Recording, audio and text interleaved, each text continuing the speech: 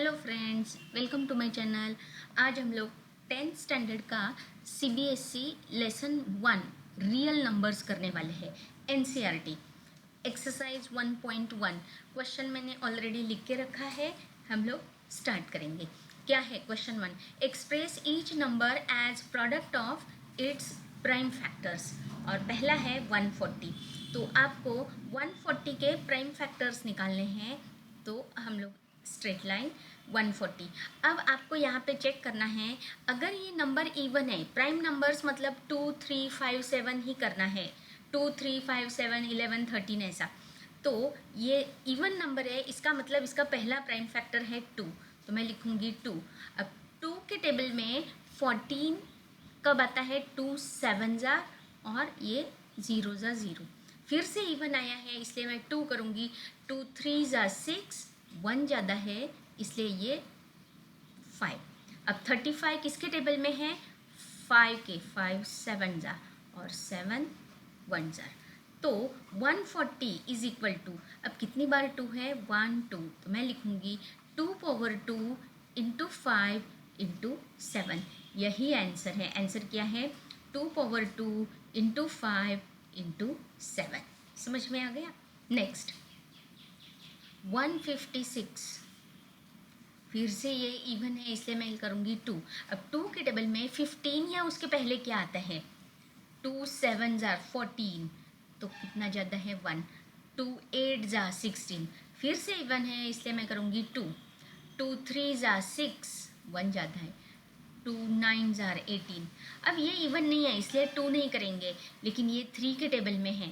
3 1 ज़ा 3 3 ज़ा और 13 प्राइम नंबर है, इसलिए इसका आएगा 1 2। 2 पावर 2 इंटू 3 इंटू 13। इसीलिए आंसर क्या है? 2 स्क्वायर इंटू 3 इंटू 13। नेक्स्ट है 3 8 2 5। 3 8 2 5 यूनिट्स प्लेस में 5 है इसलिए हम लोग पहला फैक्टर लेंगे 5। तो 5 के टेबल में 38 कब आता है या उसके पहले क्या आता है? 5 7 ज़ा 35, कितने ज़्यादा है? 3। 5 6 ज़ा 30, कितने ज़्यादा है? 2। 5 5 ज़ा 25, फिर से यूनिट्स प्लेस में 5 आया इसलिए 5। 5 1 ज़ा 5 26, 5 5 ज़ा 25, 5 3 ज़ा। अब ये 3 के टेबल में है। 3 5 ज़ा 3 1 ज़ा, फिर से ये 3 17 ज़ा और 17। तो आंसर क्या आ गया? 2 बार 5 है इसलिए 5 पावर 2, 2 बार 3 है इसलिए 3 पावर 2 इंटू 17 हो गया। नेक्स्ट 5005। यूनिट्स प्लेस में 5 दिख रहा है इसलिए पहला फैक्टर हम लोग लिखेंगे 5। 5 1 ज़ा 0 0 1। अब अगर आपने देखा तो ये जो अल्टरनेट 11 की डिविजिबिलिटी टेस्ट क्या है? सम ऑफ अल्टरनेट डिजिट्स। तो 1 + 0 1 और 1 + 0 1, इसका मतलब ये नंबर 11 से डिविजिबल है। तो 11 के टेबल में 100 के पहले क्या आता है? 11 9 ज़ा 99, 1 ज़्यादा है। 11 1 ज़ा 11। अब ये नंबर 13 के टेबल में 13 1 ज़ा 13, 7 ज़ा 7 1 ज़ा। तो आंसर क्या आएगा? कुछ भी ये नहीं है, सारे नंबर नॉर्मल है।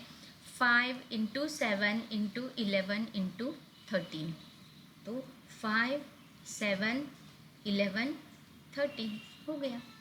नेक्स्ट 7429।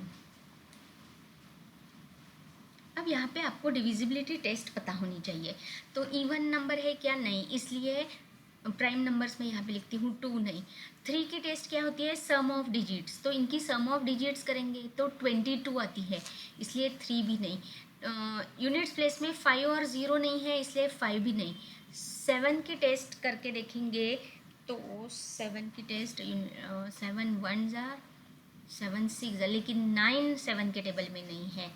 11 की टेस्ट अल्टरनेट डिजिट्स की सम, तो 9 + 4 13 और ये 7 9 7 11 भी नहीं, तो 13 चेक करना पड़ेगा, 13 से होता है क्या? 13 के टेबल में 78, नहीं 13 भी नहीं है। 17 से है क्या? तो मैं 17 की चेक करती हूँ। 17 के टेबल में 4 ज़ा 68, कितने ज़्यादा है? 74 के टेबल में 17 के टेबल में 68 है, तो ज़्यादा है 6। 17 के टेबल में 62 के पहले 17 3 ज़ा 51 ही आता है, 51 तो ज़्यादा है 11। 17 7 ज़ार 119। अब ये किसके टेबल में है? 17 के टेबल में नहीं है, फिर से 19 के टेबल में है क्या, चेक करेंगे। 19 2 ज़ार 38, 5 बचे, हाँ 19 3 ज़ार करेक्ट, और ये 23 1 ज़ार। तो आंसर क्या होगा? 17 इंटू 19 इंटू 23। इसके साथ आज का क्लास ख़त्म हो गया। नेक्स्ट वीडियो में हम लोग क्वेश्चन 2 करेंगे। Thanks for watching my video. Thank you.